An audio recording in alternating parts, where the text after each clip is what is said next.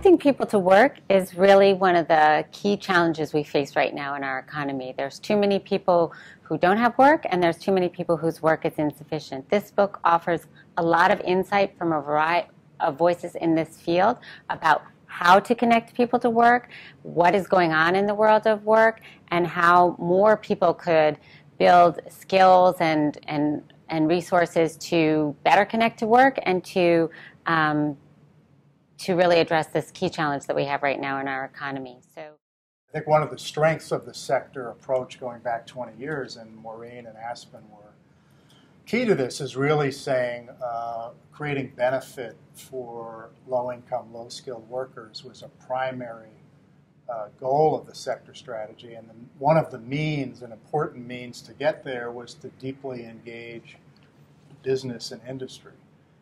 I think over time, as the sector approach has been adopted, sometimes you can get so engaged with business, you're not as concerned about low-income, low-skilled workers, many of whom face barriers. And in fact, employers can draw a line and say, well, you get me people, but not these people, or I can't handle those sets of issues. So that's a real tension in the field, and I think the book and the sector approach really keeps an eye on the social equity lens on workforce development. one of the things I was really happy with this with the book was this book brought together different voices. It brought together voices of researchers, people on the ground, policy advocates, worker advocates. It brought a range of perspectives to the question of what has happened and what needs to happen next.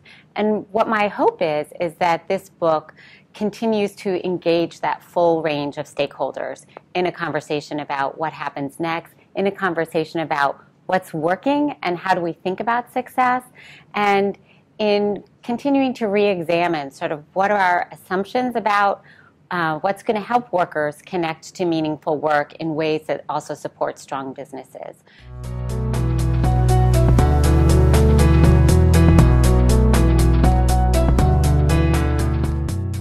The sector workforce strategy approach for me has always been, it's a great story of people on the ground doing the work, researchers, policymakers, philanthropists, social entrepreneurs, and the book really captures all aspects of that coalition of people from very different perspectives who've come together to create this field and to really move it forward. And I think to read this book is to really dip into those different perspectives and how we've managed to weave them together into a real success story. Not one that's without challenges or looking forward, not one without major issues to confront, but it's a great story if you're interested in social change.